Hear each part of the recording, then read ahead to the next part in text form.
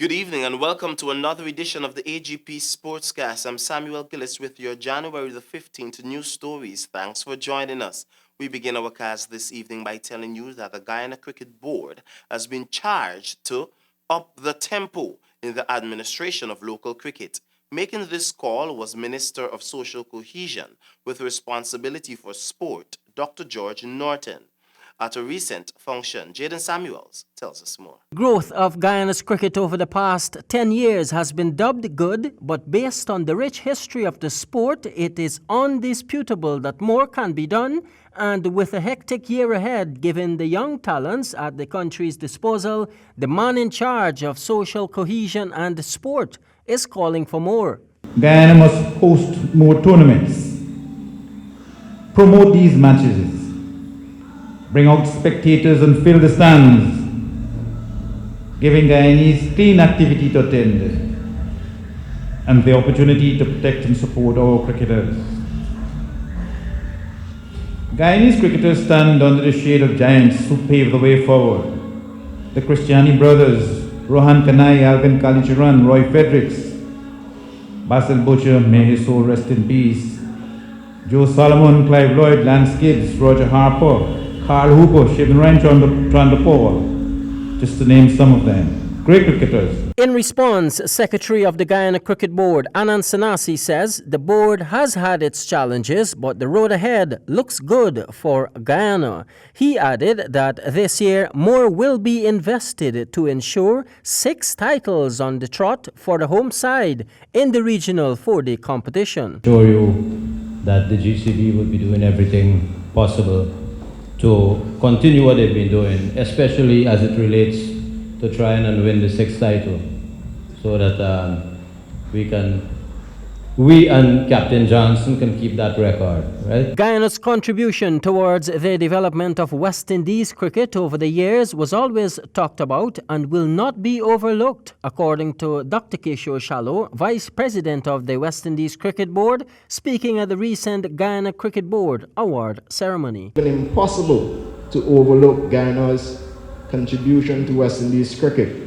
The many Guyanese players that have participated in the game, the administrators who have championed the sport here and throughout the entire region, and all the other stakeholders who would have made their impact in one way or the other, and I understand that there are a few. Jaden Samuels, HGP Sport. The third edition of the Guyana Beverage Inc. sponsored competition, GFC, along with Rangers, have reached the semi-finals stage. More in this report.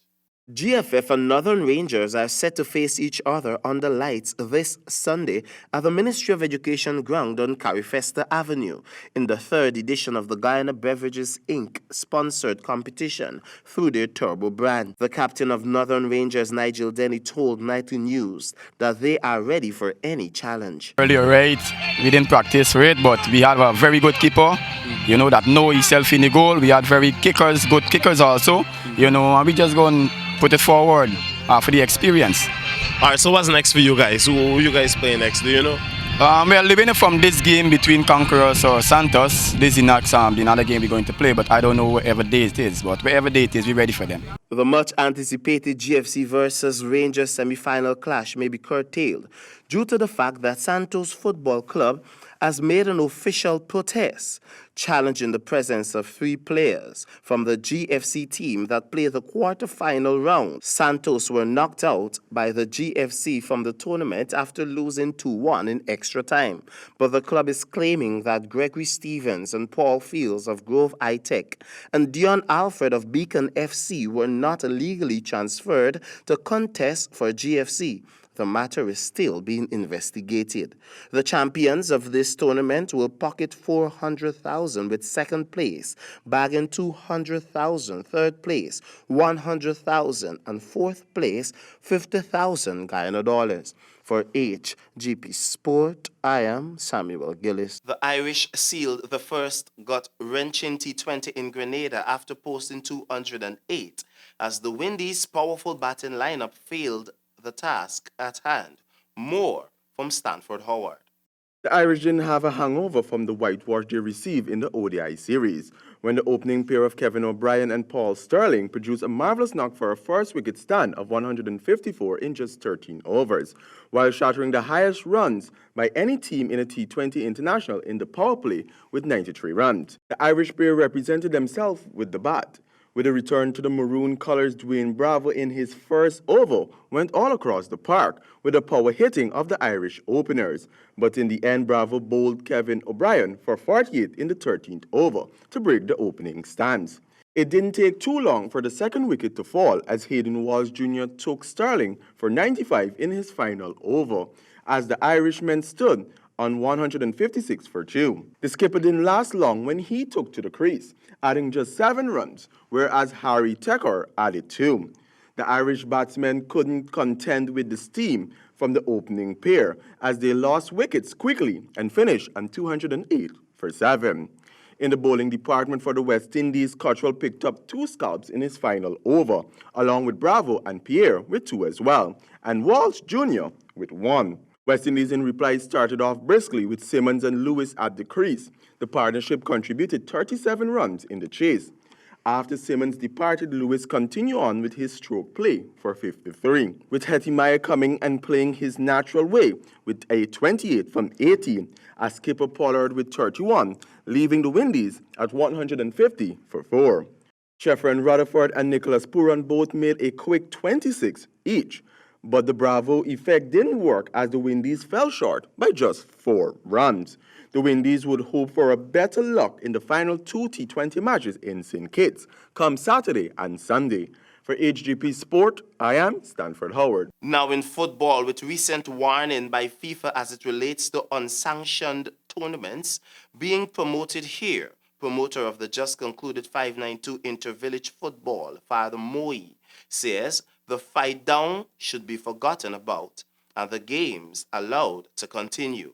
Jaden Samuels with this story. A number of venues under government's umbrella were approved for unsanctioned GFF tournaments, especially in the latter part of 2019. This did not go down well with neither the Guyana Football Federation or FIFA, thus resulting in the issuance of correspondence decrying this practice and touting the possible imposition of sanctions. However, according to several promoters of the unsanctioned tournaments, the matches being organized by the GFF are not sufficient and are not affording players adequate compensation.